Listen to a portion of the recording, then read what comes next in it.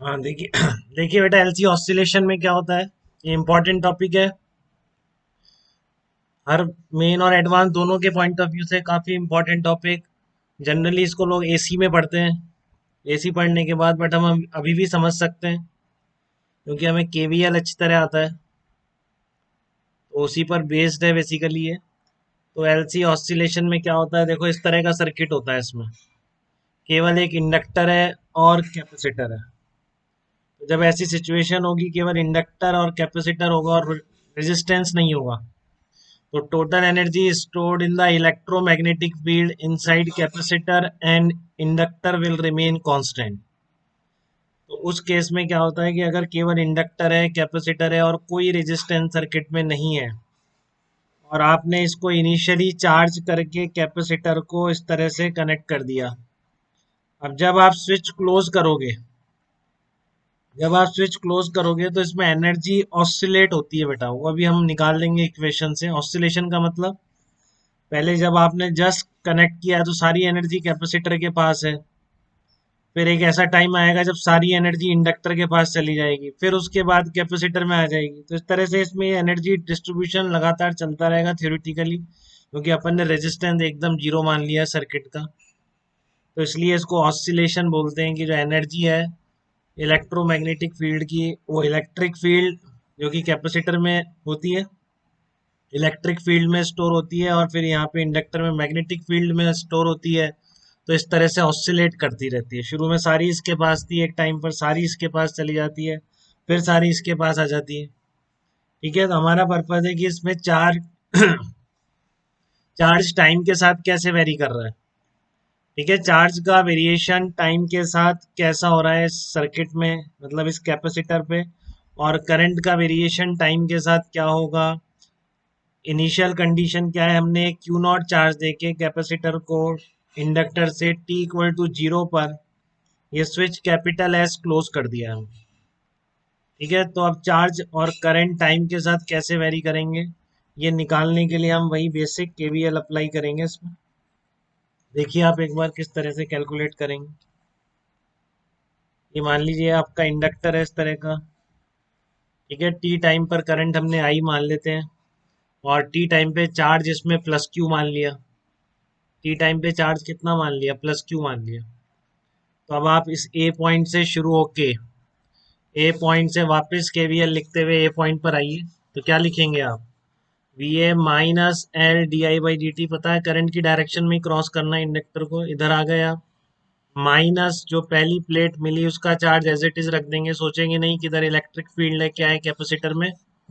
Minus लगा के जो पहली प्लेट मिलेगी उसका चार्ज सीधे रख देंगे यहाँ पे, divided by C equal to V A. तो यहाँ से वी ए और वी ए कैंसिल आउट हो जाएंगे आपके, और क्यू बाई सी की वैल्यू कितनी आ जाएगी, L D I by D T आ जाएगी। ठीक है, तो ये सिंपल केवीएल से क्यू और D I by D T का रिलेशन आया। ठीक है, तो आप इसको एक बार और डिफरेंशिएट कर दीजिए। अब देखो यहाँ पे मैंने करंट जाती बाहर निकलती हुई मानी है पॉजिटिव प्लेट से। तो अपनी बात हो चुकी है कैपेसिटर में कि आई को मैं क्या रखूंगा, minus D Q by D T रखूंगा।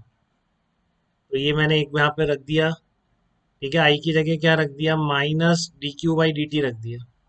सीधा आगे डिफरेंशिएट नहीं करना पड़ा, हमने सीधा आई को रिप्लेस कर दिया। तो अपने आप ही इक्वेशन दिख जाएगी आपको। एक बार केवीएल लिखा है, Q D I by D T आ गया, आई की जगह उठा के रख दिया minus D Q by D T.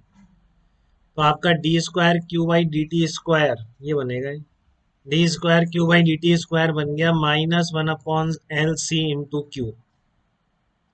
तो अब आपको इस इक्वेशन का सॉल्यूशन लिखना है, तो आपको कुछ जाना पहचाना लग रहा है क्या ये लगना चाहिए। अब कई बार तो मैं ही यूज़ करवा चुका हूँ आपको, 11th में भी यूज़ करते हैं आप। ये आपकी एस एच एम की इक्वेशन होती है। तो इसका जो सॉल्यूशन है वो आपने याद कर रखा है वहाँ पे, कैसे भी निकाल के D square X by D T square. अब यहाँ पर कोई एस एच एम नहीं हो रही है पार्टिकल की, हम केवल जैसे कि आप मान लो d y by d x equal to two x होता, तो आप उसको इंटीग्रेट करके y as a function of x निकाल लेते हो। उसी तरह हम इस इक्वेशन का सॉल्यूशन हमको याद है, अगर कभी इस तरह का केस बने जहाँ पर एक्स टी पर डिपेंडेंट हो, तो इस ओमेगा कांस्टेंट हो, तो इस इक्वेशन का जो सॉल्यूशन है वो ये होता है, A sine omega T plus phi naught. अब ए और ये फाई नॉट हम कहाँ से निकालते हैं, इनिशियल कंडीशन से निकालते हैं। वही मैं यहाँ पे करने जा रहा हूँ कि आपने इस क्यू का सॉल्यूशन क्या हो जाएगा, इस डिफरेंशियल इक्वेशन का सॉल्यूशन ये हो जाएगा Q equal to Q not sine omega T plus five. ठीक है ना, one upon L C positive होगा तो उसको हमने ओमेगा स्क्वायर मान लिया, तो ये बन गया D square X by D T square minus omega square Q. तो क्यू कितना आ गया, Q not sine omega T plus five not, ध्यान रखें ओमेगा क्या है, one upon under root L C है, एंगुलर फ्रिक्वेंसी। ठीक है, तो ये बेसिकली ये आया था सॉल्यूशन, ऐसे लिखेंगे अपन जैसे यहाँ पे x equal to A amplitude होता है तो ये q की मैक्सिमम वैल्यू है sine omega T plus five not. अब चार्ज जितना आपने शुरू में दे दिया उससे ज़्यादा तो चार्ज आ ही नहीं सकता है, तो मैक्सिमम चार्ज पॉसिबल कितना हो सकता है, क्यू नॉट ही हो सकता है जितना आपने टी इक्वल टू जीरो पर इस कैपेसिटर को दिया था, उससे ज़्यादा चार्ज थोड़ी नहीं आ सकता प्रोड्यूस होके कहीं से, चार्ज कंजर्व रहता है, तो इसलिए maximum charge possible Q not है। ठीक है, sine omega T plus five not, अब फाइव नॉट रह गया तो फाइव नॉट के लिए आप क्या करेंगे, टी इक्वल टू जीरो पर मैक्सिमम चार्ज था, Q equal to Q not रख दीजिए, तो ये साइन फाइव नॉट आ जाएगा, यहाँ से फाइव नॉट कितना आ गया आपका, पाई बाई टू आ गया। ठीक है, तो आपके लिए क्यू इक्वल टू कितना आ गया, Q naught cos omega t, q equal to कितना आ गया आपका, q naught cos omega t आ गया। ठीक है, तो ये आपका t इक्वल टू जीरो पे चार्ज था भी क्यू नॉट सही है, तो इसका मतलब ये आपका q equal to Q naught cos omega t, charge as a function of time आ गया। यहाँ पे रख देंगे ना फाइव नॉट की जगह pi by two, sine pi by two plus theta कितना होता है, कॉस थीटा।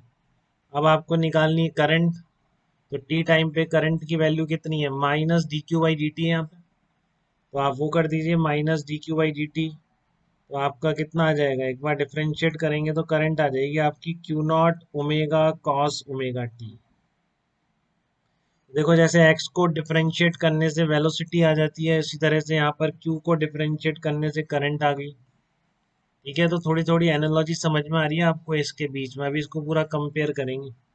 और जैसे आपको ये एक्सप्रेशन याद होगा, नहीं है तो यहाँ से निकाल लीजिए, कोई बड़ी बात नहीं, कॉस स्क्वायर करके इसकी जगह one minus sine square omega T plus five not रख देंगे, साइन की वैल्यू यहाँ से रख देंगे, तो ये आ जाएगा। इसी तरह बिल्कुल क्यू और आई में रिलेशन निकालना है, तो आई की वैल्यू कितनी आ जाएगी, omega under root Q not square minus Q square.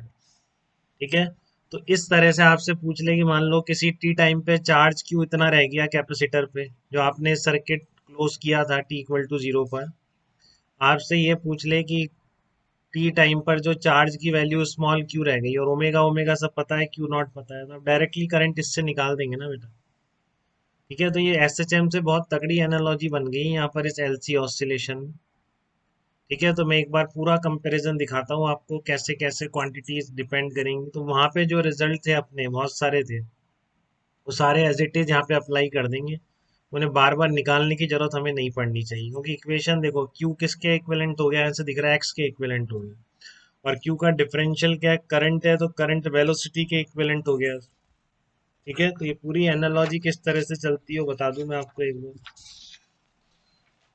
ठीक है, तो उसके लिए आप एक क्वेश्चन करते हैं अपन पहले, एनालॉजी भी देख सकते हैं पहले एक बार, रुकिए, इसमें एनालॉजी भी आप देख सकते हैं, क्या एनालॉजी, देखिए ये वाली एनालॉजी है, analogy between mechanical and electrical quantities.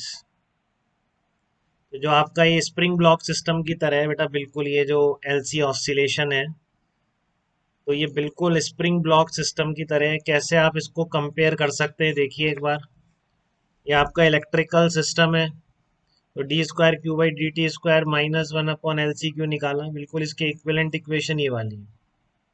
ठीक है, तो आपका जो मास होता है m, वो किसके इक्विवेलेंट होगा, इंडक्टेंस के इक्विवेलेंट हो जाएगा, क्योंकि आप कैसे वहां पर काइनेटिक एनर्जी लिखते हैं, हाफ एम वी स्क्वायर, तो इस तरह से यहाँ पर एनर्जी क्या लिखेंगे, हाफ एल आई स्क्वायर, और आई अभी आपने देखा आई किसके इक्विवेलेंट है, वेलोसिटी के इक्विवेलेंट है, यहाँ पे होता है हाफ एम वी स्क्वायर, यहाँ पर होता है हाफ एल आई स्क्वायर, और मास तो इंडक्टेंस के इक्विवेलेंट होता है, हम पहले भी देख चुके हैं कि जैसे आपका मास ज़्यादा होता है तो डिस्प्लेसमेंट में दिक्कत होती है, उसी तरह अगर लूप का इंडक्टेंस ज़्यादा होता है तो आई लाने में दिक्कत होती है, जैसे कि मास ज़्यादा होता है तो वेलोसिटी लाने में दिक्कत होती है, वेलोसिटी के कंपैरिजन क्या है, करंट है, तो एल ज़्यादा होता है तो आपको करंट सर्किट में लाने में दिक्कत होती है ज़्यादा, तो ध्यान रखें इस स्प्रिंग ब्लॉक सिस्टम में और इंडक्टर का जो सर्किट है इस तरह का एलसी ऑसिलेशन वाला, काफ़ी एनालॉजी है। तो mass m is equivalent to L, charge q आप देख ही चुके हैं, इक्वेशन इन्हीं की बन रही,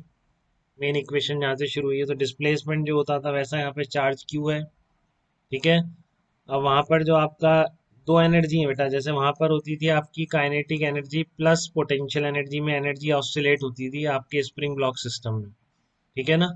कभी सारी एनर्जी आपकी क्या हो जाती थी, काइनेटिक एनर्जी बन जाती थी, कभी सारी एनर्जी पोटेंशियल एनर्जी बन जाती थी। तो बिल्कुल उसी तरह का कंपैरिजन यहाँ पर भी है एनर्जी में। तो वहाँ पर आपकी जो पोटेंशियल एनर्जी थी वो कितनी थी, हाफ के एक्स स्क्वायर। तो वैसे पोटेंशियल एनर्जी जैसा यहाँ पर कैपेसिटर की एनर्जी होती है, क्योंकि इंडक्टर की एनर्जी तो काइनेटिक एनर्जी बन जाएगी। देखो यहाँ लिख रखा है मैंने पूरा, जो आपकी इलेक्ट्रोमैग्नेटिक एनर्जी होती है वो भी दो एनर्जी में डिस्ट्रीब्यूटेड रहती है जैसे वहाँ रहती है। तो ये आपकी जो kinetic energy half M V square होती है उसके इक्विवेलेंट यहाँ पर इंडक्टर की एनर्जी है half L I square. L M के इक्विवेलेंट वेलोसिटी और आई इक्विवेलेंट आपस में, ठीक है। वहाँ की जो पोटेंशियल एनर्जी होती थी आपकी, potential energy half k x square, उसके लिए यहाँ पर क्या इक्विवेलेंट है, same q square by two C है, क्योंकि एक्स स्क्वायर की जगह क्यू स्क्वायर आ गया। अब यहाँ ध्यान रखेंगे, इससे मैं बोल सकता हूँ कि के जो होता है वहाँ पे that is equivalent to one by C. ये बिल्कुल वैसे ही पूछ सकता है बेटा, ऑब्जेक्टिव में पूछ सकता है, आपको कहीं यूज भी करना पड़ सकता है, ठीक है। जो स्प्रिंग ब्लॉक सिस्टम में होता था बिल्कुल वैसे ही यहाँ पर एलसी ऑसिलेशन में हो रहा है, ये एनालॉजी बन गई है अचानक से। जिस तरह की वहाँ दो एनर्जी होती थी काइनेटिक प्लस पोटेंशियल, यहाँ भी दो एनर्जी है, एक तो इंडक्टर की और एक आपके कैपेसिटर की, ठीक है। टी टाइम पर एनर्जी ऐसे लिखेंगे तो आपकी ये जो एनर्जी कैपेसिटर की that is equivalent to half k x square potential energy, kinetic energy जो होती है आपकी that is equivalent to half L I square. तो इसलिए बोलते हैं वन अपॉन सी, क्योंकि हाफ के एक्स स्क्वायर तो वन अपॉन सी के इक्विवेलेंट आ गया। करंट आई आपको पता ही है वेलोसिटी के इक्विवेलेंट है, और ये दोनों एनर्जी को आप इस तरह कंपेयर कर सकते हैं। तो बिल्कुल एसएचएम के जो फार्मूले थे आपके, जैसे अभी अप्लाई करेंगे, एक्सलरेशन क्या होता है, माइनस ओमेगा स्क्वायर एक्स होता है डीवी बाई डी टी। ऐसे D I by D T का मैग्नीट्यूड भी आप क्या लिख सकते हैं, आप बिल्कुल उसी तरह से, क्योंकि velocity d v by D t है तो d I by D t कितना आ जाएगा अपने आप, ओमेगा वही रहेगा one upon under root L C, omega square into q आ जाएगा। तो इस तरह से आप d I by D t लिख सकते हैं, ओमेगा स्क्वायर इंटू क्यू। इस तरह की हेल्प रहेगी आपको जो वहाँ से चीज़ें याद हैं।